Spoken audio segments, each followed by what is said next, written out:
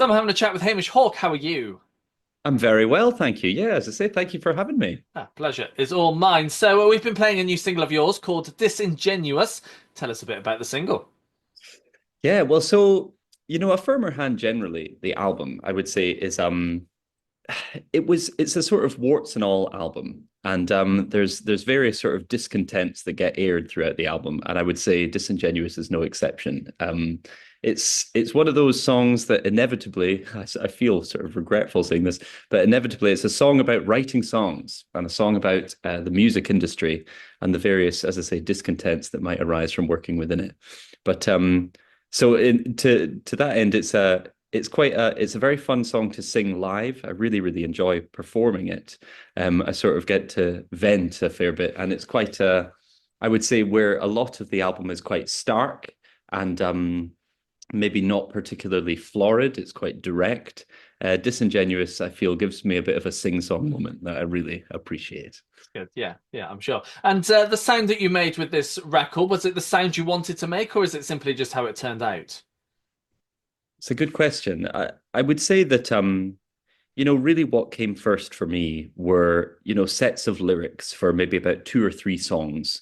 And it quickly became apparent that it was going to be impossible to make an album that sounded musically similar to my previous two records, say, which were sort of I would say, purist indie pop, indie rock, and, perhaps even with sort of chamber pop moments in them. It was going to be impossible because of the lyrical content.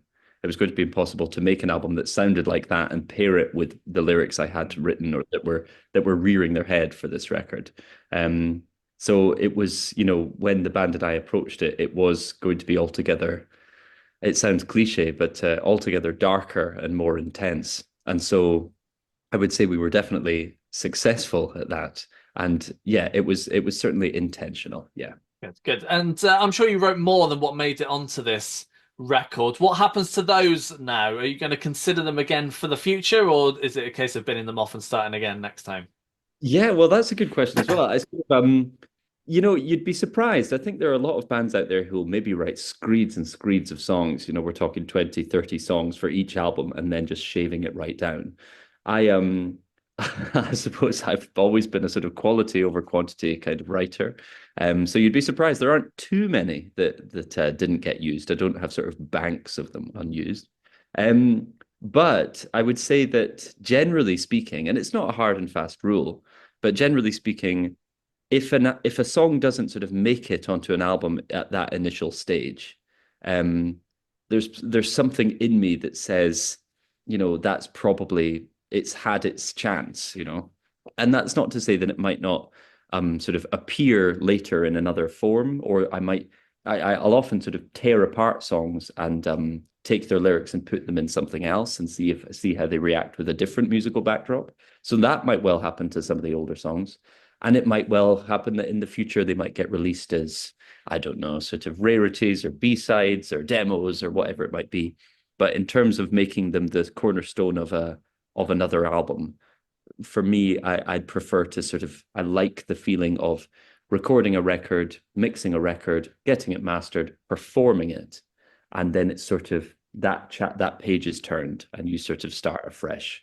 That feeling for me of the clean slate is really important in getting into the right frame of mind for a new album. Fair enough. Fair enough. I like to talk about the writing side of things as well. So for you, how do tracks normally start off? Yeah, it can be. I mean, I would say it really can be with music or with lyric. It depends. More often these days, the sort of way we work is that my guitarist and collaborator Andrew Pearson or my drummer and collaborator Stefan Maurice, they'll send me a demo, and I'll sort of sit with it for a while, or in a sort of if things go really well, I won't sit with it for that long, and it'll just happen and I'll get inspired and just throw as many words at it as I can and sort of float over the top of it and see what I can do with it lyrically. Um, that's more often than not what happens these days. But if when it comes to songs that I myself write, on the guitar, on the keys, it really depends. Sometimes your fingers can stumble over the keys in such a way that you find a little hidden melody somewhere that really gets you going. Or as you're walking around your life, you'll overhear something, or you'll get a fragment of a conversation, or you'll see a signpost or a magazine article or whatever it might be, and there's a phrase in there that just creates a world in my head. So it's really luck of the draw, and I have no rules. I just go along with it really. Yeah, and are the lyrics pretty straightforward to write if you do the music first, or is it a challenge at times? Oh no, yeah. I would say that my lyrics are a few things, but they're probably not straightforward at any point in their life. Um, I I'm painstaking with them. Sometimes you're right in the sense that sometimes it's natural, sometimes it feels like they flow. But even then, there'll be points as they flow where you sort of you're trying to grasp a hold of them, and they're so, they're just like sand running through your fingers. So you're just terrified that if you lose it for more than a few seconds, lose the thread, that you'll never get back to it. So it's not, yeah, they're never simple, but sometimes they sort of yeah, the sand remains in your fist for a little longer than it might usually. And that's a yeah, like a welcome a welcome thing, a welcome moment.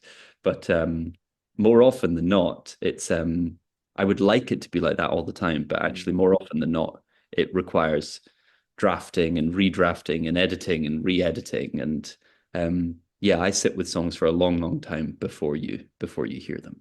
Yeah, I'm sure. And you've been rather busy recently. Just before Christmas, you were out on tour with Travis. How did they go down? Oh, it was great. Yeah, the band and I absolutely loved those dates. We went on tour with them in Europe back in sort of September, just as we released A Firmer Hand. And then we were lucky enough to be asked again to come back for their UK leg. And oh, we loved it. They're such genuine and humble and charming and affectionate people. It was really, really great to play with them. And it was something of it really was a happy family by the end of the tour and throughout the tour. Um, I think also that yeah, it definitely um, it made a lot more people aware of what we're doing than ever before. And since then, whenever it's been sort of, we recently played in Europe and on the continent, and at the merch table or at gigs generally, people saying, "Oh, we first saw you when you played with Travis." That's we hear that a lot now, and we're Yeah. just so thankful to them for having us. Yeah, I can well imagine. And you have been back out, as you mentioned, back into Europe doing some shows, and you've got some UK dates coming up as well. I bet you can't wait That's to be doing right. those.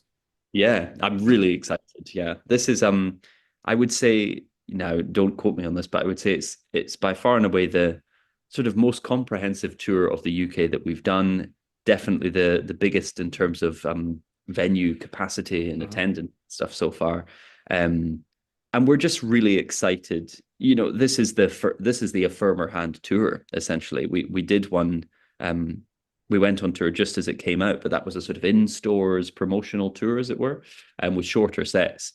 And so we're really excited to not only be able to play these Firmer Hand songs, but present them next to songs that were on Angel Numbers or on Heavy Elevator, and see how they all interact. And, once you're on three albums, it really feels like more than the beginnings of a world is being created. And it's just so exciting for us to get the opportunity to write a set list, and, as I say, see how songs hit off each other, and see how sets, yeah, what shapes they can shift into. Mm. So yeah, we're thrilled. We're really excited to Yeah, to go into. Yeah. I'm sure. And that's going to take you through February, but no dates booked in after that. What's your plan? Good question. So it's looking like throughout the summer, it's going to be festivals upon festivals upon festivals. That's the hope anyway. And there are already a few on the books, although perhaps not announced. There'll be, I would say, throughout, from about we're talking sort of May onwards, all throughout the summer towards the autumn. We're hoping to be just as busy as we have been these past few years, playing festivals as often as we can. So any festival bookers out there, we're free for you. So please rap our door if you can.